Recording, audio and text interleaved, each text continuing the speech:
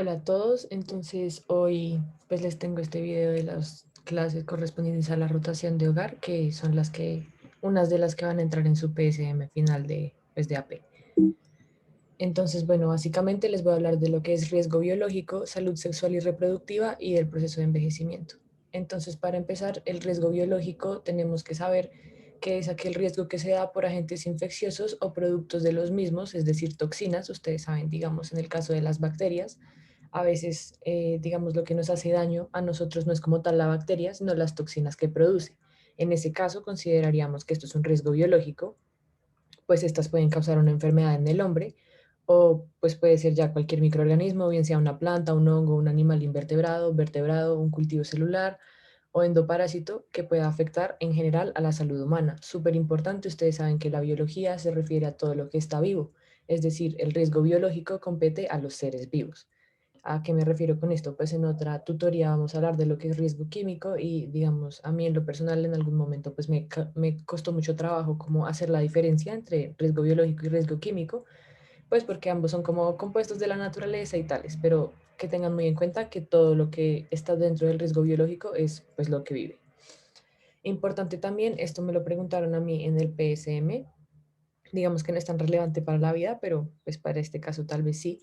Em, Saber que Charles Baldwin fue el que se inventó este logo que ven acá, que es el logo de riesgo biológico. ¿Por qué es tan importante? Básicamente porque uno primero ya está como estandarizado para todo el mundo, que eso significa riesgo biológico cuando uno ve un, no sé, una puerta con eso o un elemento, una cosa con ese logo, uno ya sabe que tiene que tener precaución porque representa un riesgo. Y muy importante que se ve igual desde cualquier lado que ustedes lo miren, o sea, es como perfectamente simétrico y esto es muy importante porque pues como que no importa desde qué perspectiva se vea, siempre se va a notificar de cierta manera este riesgo. Esto lo hizo Charles Baldwin, entonces importante, ténganlo en cuenta, eso lo que les digo, me lo preguntaron a mí. Importante también definir qué es la enfermedad laboral. En estos casos, digamos, no solo para riesgo biológico, sino químico y físico, que como les dije, lo vamos a ver en otra tutoría.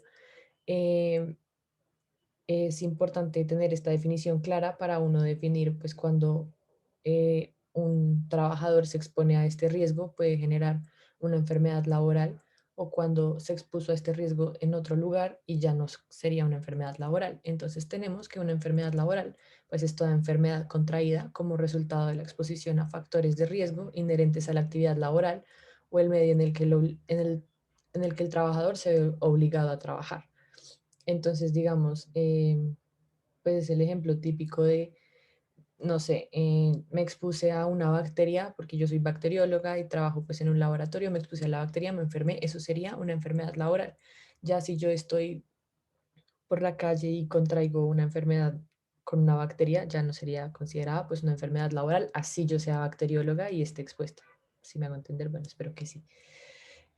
También muy importante que para el riesgo biológico específicamente vamos a tener cuatro grupos para clasificar este riesgo, uno, 2, 3 y 4 respectivamente, siendo el uno el menor riesgo y el cuarto pues el más alto riesgo.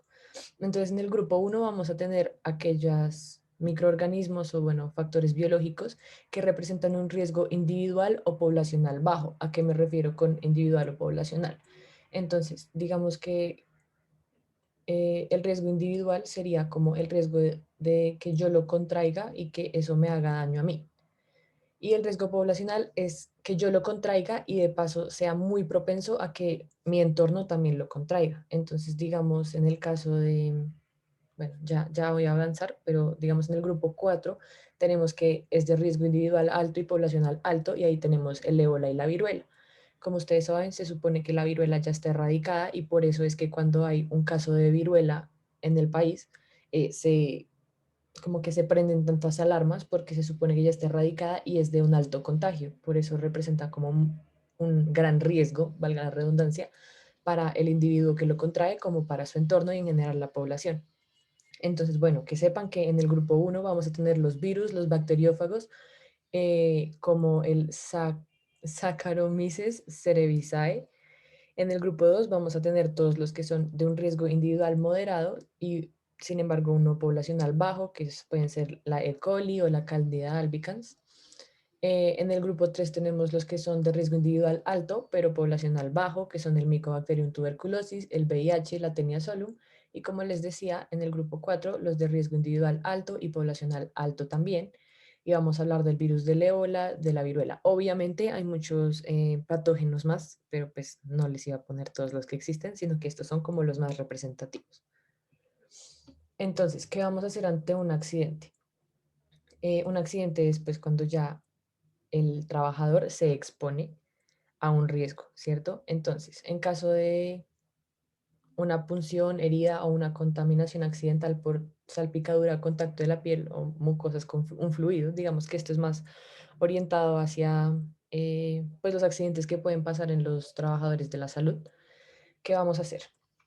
Un lavado abundante con agua y jabón de por lo menos 15 minutos. Se debe reportar inmediatamente al jefe directo, profesor o docente a cargo. Esto me parece súper importante recargárselos, no solo como para que lo sepan para el parcial, sino para la vida. Tengan en cuenta que a pesar de que nosotros no somos como tal empleados, pues estamos expuestos a a los mismos riesgos que está expuesto un doctor ya graduado. Entonces es muy importante que si ustedes durante su práctica clínica tienen algún accidente, se chuzan con algo, no sé, meten mal la mano en el guardián y se chuzan, tienen contacto con mucosas con un paciente que ustedes saben que tiene una infección, bien sea pues por VIH o cualquier cosa, o se exponen incluso a la tos muy cerca o al esputo de una persona que tiene tuberculosis, por favor, por favor, por favor, notifíquenle a su docente a cargo. O sea, eso no se puede dejar pasar porque igual ustedes están expuestos. Nosotros tenemos una ARL como estudiantes, si no estoy mal es SURA. Eh, entonces, pues tenemos que seguir este protocolo, así no seamos empleados propiamente. ¿Listo? Entonces, por favor, ténganlo en cuenta como para su vida en clínicas o incluso en las prácticas semiológicas. Entonces, a partir de el reporte inmediato, vamos a seguir las instrucciones del profesor o pues en caso ya de ser empleado, pues de el empleador, el jefe, para evaluar el tipo de incidente y hacer el reporte a la ARL y debemos seguir pues las instrucciones del equipo de la institución y de la ARL y recordar que cada hora de demora cuenta, es decir, o sea, si ustedes dicen como, ay, sí, no importa, yo estoy en este turno, tengo que acabar de hacer estas notas y estas evoluciones, entonces yo le digo al doctor, pero le digo por ahí mañana, cuando acabe el turno. No, de inmediato. No importa que ustedes tengan otras cosas que hacer, yo sé que pues la vida en la clínica es muy demandante y tal, pero hay que, hay que notificarlo porque esto pues puede poner su vida en riesgo y digamos que si fuera un virus o pues un patógeno, mejor dicho, de riesgo biológico 4 no solo ponen su vida en riesgo, sino la vida de su entorno, o sea, sus familiares, etcétera. Entonces, por favor, yo sé que estoy muy intensa, pero por favor siempre notifíquenlo apenas les pasa. Entonces, ¿cómo vamos a catalogar un accidente laboral? Básicamente, este es un suceso repentino que proviene por causa u ocasión del trabajo y produce en el trabajador una lesión orgánica, funcional, psiquiátrica, invalidez o incluso la muerte. También muy importante que puede ser que es bajo la orden del empleador durante los traslados en el ejercicio sindical o de actividades de recreación. Es decir, digamos que esto no aplica tanto como para riesgo biológico propiamente, pero no sé si ustedes han visto que hay algunas empresas, por ejemplo, que como para la integración de los empleados y los empleadores, etcétera, tienen, no sé, equipos de fútbol, equipos de voleibol, de bolos, pero son propiamente de la empresa. Si durante un partido de la empresa yo me lesiono jugando fútbol, no sé, algo me pasa en el ligamento anterior de la rodilla, X, no sé. Eso es considerado un accidente laboral porque estoy, o sea, en un ejercicio de recreación, una actividad de recreación del propio ambiente laboral, ¿sí? Diferente es que, pues, si yo, pues, si estoy en el equipo y luego me lesiono en otro lado, pues nada que ver. También importante que puede ser durante los traslados, sin embargo, tienen que ser los traslados que son como de, ¿cómo les explico?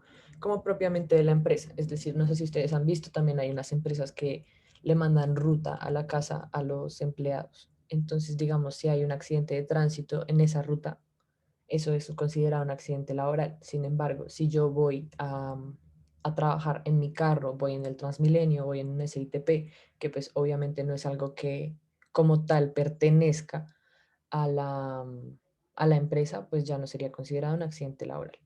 Entonces, importante, ¿qué elementos vamos a tener en cuenta nosotros como personal de la salud para prevenir accidentes laborales?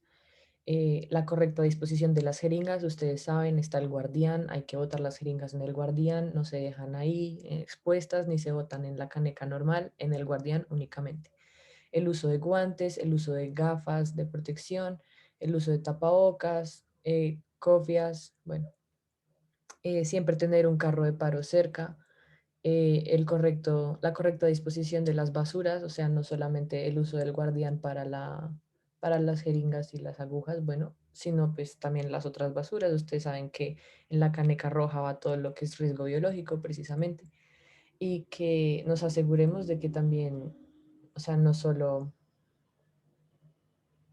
como que no solo esté catalogado para nosotros dentro del hospital, sino que sea lo suficientemente claro para las personas que disponen de pues de los residuos, mejor dicho. O sea, ustedes saben que uno pues saca la basura para que los camiones de la basura los recojan y pues hay gente que manipula eso. Es importante que ustedes encuentren la forma, que por lo general es con el código de colores de que las personas que manipulen posterior a la salida del hospital esos residuos sepan que deben tener cuidado. ¿Listo? Entonces no solo prevenir el riesgo para nosotros, sino para los demás. Y finalmente, bueno, aquí les tengo como una tabla que habla de pues el grupo de riesgo, el nivel de bioseguridad que se requiere y pues los tipos de laboratorio, prácticas, etcétera. Pues no se las voy a leer, se las dejo ahí. Ustedes saben que yo les paso las presentaciones para que pues las revisen y la lean. Y finalmente tenemos que tener muy claro pues la cadena epidemiológica y su importancia pues en la notificación temprana de los accidentes laborales. Como saben ustedes, pues lo primero que pasa es que está el agente, luego ese agente está en una fuente de infección que va a generar un reservorio, la puerta de salida pues es el momento en el que alguien se contagia con eso y esa persona va a ser la vía de diseminación o digamos en el caso de las enfermedades que tienen vectores, como son la malaria, el dengue, etcétera, pues la vía de diseminación sería pues el mosquito. Luego la puerta de entrada, que ya sería cuando infecta uno a alguien más. Y este sería el hospedero susceptible, que puede ser uno, otra persona, bueno, etcétera. Entonces, bueno, espero que les haya quedado súper claro todo lo de riesgo biológico. Igual ustedes saben que en cualquier momento me pueden escribir por WhatsApp y yo con mucho gusto les respondo cualquier duda que tengan. Entonces ya para avanzar en los temas vamos a hablar de lo que es la salud sexual y reproductiva, que esto es súper importante. Yo me acuerdo, no me acuerdo el nombre de la doctora que me explicó esto, pero me acuerdo que dijo un montón, millón de veces que la salud sexual y reproductiva tiene un enfoque de género diferencial y de derechos humanos. ¿Esto qué significa? Que, o sea, ustedes no le pueden brindar la misma, digamos, asesoría en salud sexual y reproductiva a un hombre que a una mujer. Igualmente no se la pueden dar igual a todas las mujeres, que, o sea, no es lo mismo usted darle una clase de salud sexual a una niña de 14 años versus a una señora de 50. Pues obviamente no van a tener las mismas como exposiciones o los mismos fines en la mente, por decirlo así, de pues de su sexualidad y de su salud reproductiva. También pues tiene que tener un enfoque de derechos humanos, ustedes pues ya los conocen, derecho a la salud, derecho a la vida, pues hay que respetar mucho esto porque pues a nadie se le deben vulnerar, en general toda la medicina está basada en los derechos humanos, pero sí, eso me lo preguntaron también en el parcial y lo que les digo, la doctora que me lo explicó en su momento hacía muchísimo énfasis en eso. Entonces, para hablar de salud sexual y reproductiva, tenemos estos 11 derechos que ven ahí enlistados, que son la libertad sexual, la equidad, la libre asociación sexual, la autonomía, integridad y seguridad del propio cuerpo, el placer, la educación sexual integral, las decisiones reproductivas libres y responsables, la privacidad, la expresión sexual emocional, la atención de la salud sexual y la información basada en conocimiento científico. Súper importante, digamos que eh, lo que es la salud sexual y reproductiva tuvo un momento en el que se partió, por decirlo así, como que antes, en la antigüedad, mejor dicho, ni siquiera tan en la antigüedad, hace tal vez 50 años, incluso menos. no se podía pensar como en la sexualidad desligada a la reproducción. Hoy en día sabemos que pues, las personas no tienen solo relaciones sexuales para reproducirse. Entonces es por esto que ya se da como este enfoque de salud sexual y reproductiva, como es diferente la salud sexual a la salud reproductiva. Pues a pesar de que claramente para reproducirse hay que pues, tener relaciones sexuales en la mayoría de los casos, a menos de que sea pues inseminación artificial. Em, pues igual uno puede tener sexo responsable y tiene derecho a la salud sexual sin necesariamente querer reproducirse, ¿cierto? Entonces es importantísimo tener esto en cuenta, mente abierta para pues todo. En cuanto a, digamos que la salud sexual y reproductiva, hay un grupo que es especialmente vulnerable, que como ustedes ya lo sabrán, son los adolescentes y los jóvenes. Son vulnerables física y emocionalmente, no solo como a nivel sexual, sino en general, porque pues ustedes saben que durante la adolescencia como que uno tiene muchos cambios y está un poco confundido con la vida, que quiere hacer con su vida en todo aspecto. Entonces, pues, por supuesto, la salud sexual y reproductiva tiene un juego muy importante ahí. Tienen mayor exposición a diferentes cosas, se exponen a diferentes estímulos de diferentes edades, digamos, en la adolescencia es cuando uno empieza a salir y va a sus fiesticas de 15 y tales, y pues ahí conoce gente que puede ser mayor y menor y tienen diferentes experiencias y le hablan al adolescente y lo agobian. Y también pues está mayores riesgos de embarazo, ¿no? Y pues ustedes saben que un embarazo adolescente es de alto riesgo, eso ustedes lo tuvieron que ver en la primera, pues en la parte del Minecoe, mejor dicho. Entonces, ¿cómo vamos a hacer el enfoque? Básicamente vamos a hablar de anticonceptivos para la salud sexual. Pues obviamente no vamos a hablar de anticonceptivos para la salud reproductiva porque pues evitan la concepción, ¿cierto? Entonces, pues en anticonceptivos vamos a hablar de pastillas anticonceptivas, de pues la abstinencia, el uso de condón, bien sea femenino o masculino, o ya los más radicales que pueden ser pues la vasectomía en el caso de los hombres y la ligadura de trompas en el caso de las mujeres, perdón. Sin embargo, esto me lleva a recordarles que por alguna razón se cree que, o sea, hay como un estigma social de que las personas que deben recibir como la salud sexual y las que más deben estar pendientes de eso somos las mujeres. No, pues los hombres también tienen derechos y deberes en la salud sexual y reproductiva. Pues ellos pues también tienen, o sea, hacen parte de la relación sexual y también tienen cosas de qué cuidarse. O sea, obviamente nosotros sabemos que los hombres no quedan embarazados, sin embargo sí pueden contraer enfermedades de transmisión sexual y demás que pues llevan a que tengan derecho, como les digo, a una salud sexual, información de la salud sexual muy clara. Y ya en cuanto pues a la salud reproductiva, pues obviamente también tendríamos que hacer una asesoría al hombre, pero digamos que nos enfocamos un poco más en lo que es la salud materna, como ustedes saben, pues ya lo hablamos un montón en la parte del MINIECO, en todo lo que eran los componentes del IEPI comunitario, que son todo esto de las lactancia, de la vacunación, de los factores de riesgo, las asesorías que uno debe dar, los medicamentos, bueno, no medicamentos, sino suplementos, el ácido fólico, el hierro en caso de tener una hemoglobina, perdón, baja, bueno, etcétera. También en la salud sexual y reproductiva es importantísimo que tengamos en cuenta que, digamos, hay cáncer que se puede desarrollar a partir de enfermedades de transmisión sexual, digamos el cáncer de cuello uterino, ustedes saben que es a partir del BPH, bueno, etcétera, pues en la mayoría de los casos, ¿no?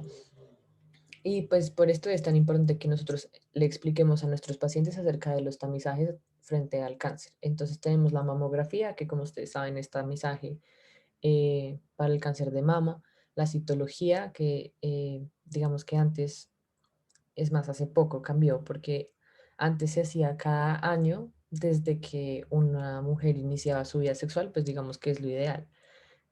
Sin embargo, ahora se ha demostrado que no es tan efectivo empezarla apenas ella inicia su vida sexual, entonces está recomendada en un esquema 3-1 que es, lo hace una vez desde los 25 años y si sale resultados negativos, la vuelve a hacer en 3 años y así sucesivamente hasta los 55, si no estoy mal. Bueno, eso lo ven mejor en quinto, pero sí, bueno, el caso es que la citología El examen de próstata y el autoantígeno prostático, súper importante. Yo sé, a los hombres no les gusta, a nadie le llama la atención que le hagan un tacto rectal, es completamente entendible. Sin embargo, explicarle a los pacientes que es necesario, que el autoantígeno prostático no es suficiente porque ya se presenta, digamos que cuando la próstata está muy, o sea, la patología de la próstata está pues bien avanzada, en cambio a la palpación de la próstata un médico puede determinar con mayor precocidad, por llamarlo de alguna forma, pues alteraciones de la próstata. Entonces, supremamente importante explicarles que el autoantígeno prostático no reemplaza el examen de próstata, ¿sí? Para nadie es cómodo, pero nada que hacer. También enseñarle a las mujeres a hacerse el autoexamen de seno, bueno, a las mujeres y a los hombres, porque realmente a los hombres también les da pues cáncer de mama, sin embargo, pues sabemos que claramente es más prevalente en mujeres. Em, Enseñarles esto es súper importante, creo que esto me lo preguntaron a mí, que si el autoexamen de seno era una prueba de tamizaje, no, no es una prueba de tamizaje porque no la hace un personal de la salud, no la, sí, o sea, pues es algo que, digamos, sirve mucho porque la mujer se conoce y ella ve alteraciones, pues a la inspección o a la palpación o siente un dolor o cualquier cosa, es muy útil porque eso la lleva a recurrir al médico, pero como tal, el autoexamen de seno no es un examen de tamizaje. También digamos que podríamos hablar ¿de qué? De lo que es la interrupción voluntaria del embarazo, toda la sentencia C355 del 2014, si no estoy mal, o 2012. Bueno, pues tenemos que hablar de esto pues ya ustedes yo sé que lo tienen súper claro, y pues hablarles de todo lo que es las infecciones de transmisión sexual, cómo se pueden contraer, cómo se pueden evitar, etcétera. Entonces, ya para hablarles de proceso de envejecimiento, como les dije, pues esta es una tutoría relativamente corta. Pues vamos a tener que el proceso de envejecimiento es el proceso universal, dinámico y continuo que comienza una vez finaliza el desarrollo del individuo, que es alrededor de los 30 años, aunque pues digamos que esto está en discusión porque incluso a los 60 años aún tenemos cambios hormonales, entonces pues digamos que no se tiene muy claro desde qué momento uno empieza como tal a envejecer, durante el cual ocurren cambios fisiológicos, psicológicos y socioculturales. Supremamente importante el envejecimiento, envejecer por alguna razón en nuestra sociedad está como patologizado. Es un proceso completamente normal, fisiológico, a todos nos pasa, o sea, todos vamos a envejecer, es lo normal. Sin embargo, hay unos cambios que nosotros podemos considerar fisiológicos y otros que ya pueden ser patológicos en el adulto mayor.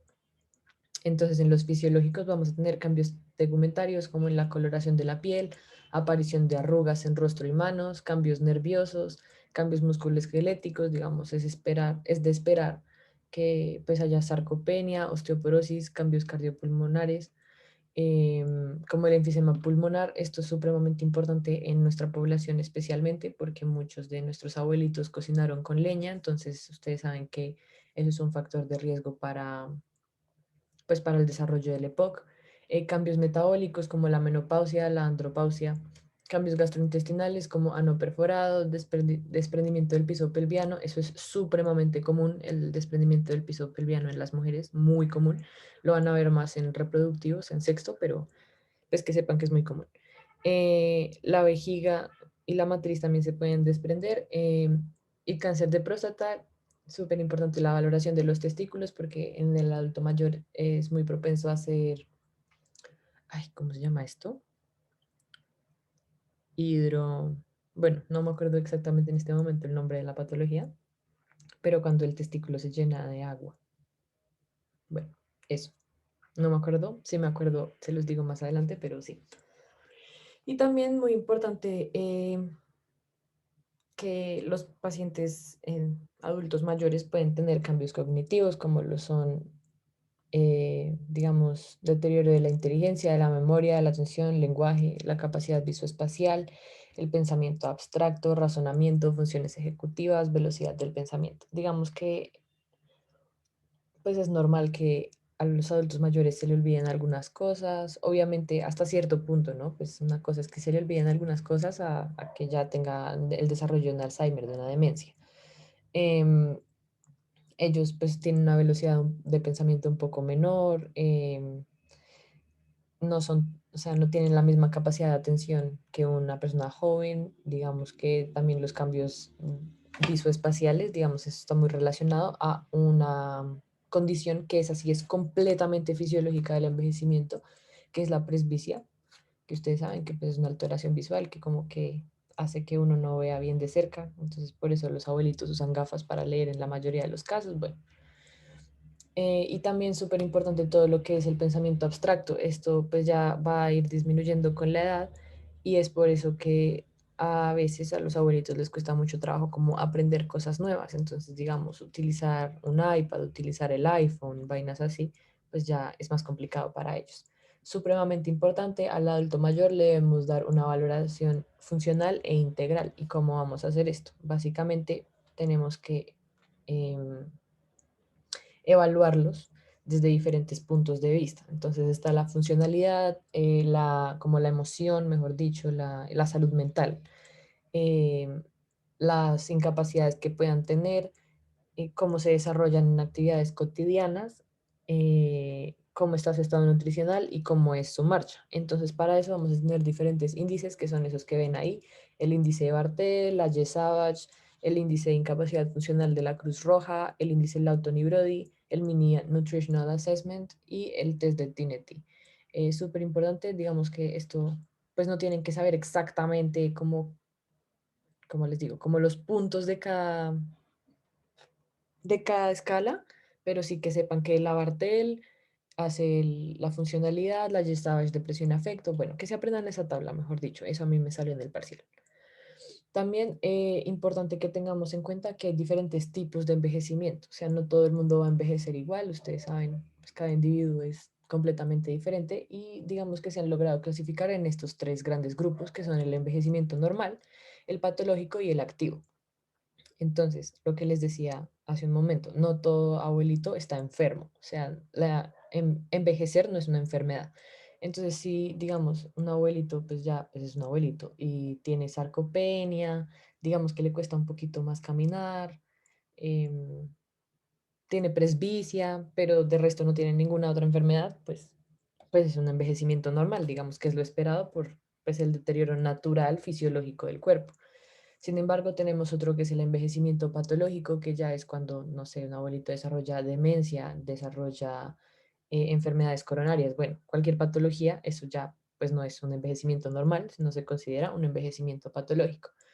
Y por otro lado tenemos un envejecimiento activo, que es el típico abuelito eh, que sale a correr todas las mañanas, va a la iglesia todos los días perfectamente, no tiene pérdida de masa muscular, come súper bien, come de todo y nada le hace daño, duerme perfecto, sabe usar el iPhone. Ese es el envejecimiento activo. ¿Listo?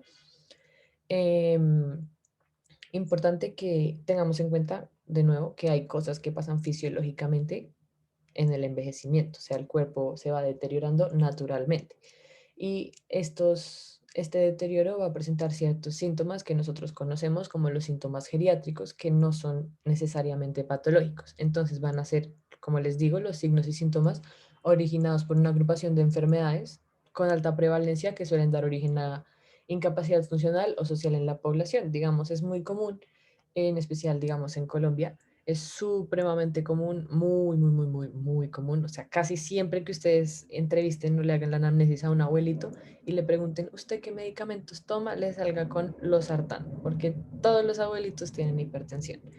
Entonces, digamos que hay ciertos síntomas de la hipertensión, que eso pues ya ustedes lo deben tener clarísimo porque están en cardio, que ustedes pueden esperar en un adulto mayor o ciertas cifras tensionales que ustedes pueden esperar en un adulto mayor y no alarmarse. O sea, digamos, si un abuelito tiene eh, cifras tensionales entre 145 y 96, pues ustedes no van a reaccionar igual a que si, digamos, yo a los 20 años tuviera esas cifras, que igual tampoco es que sean alarmantemente altas, según si no estoy mal, si mal no me acuerdo, según la AJA, están en normal alto, pero sí, digamos que ustedes ya son un poco más laxos o digamos las enfermedades como la diabetes ya son un poco más laxos en la hemoglobina glicosilada que ustedes le esperan encontrar al paciente porque pues ya es como algo fisiológico, como algo que ustedes esperan pues en un paciente que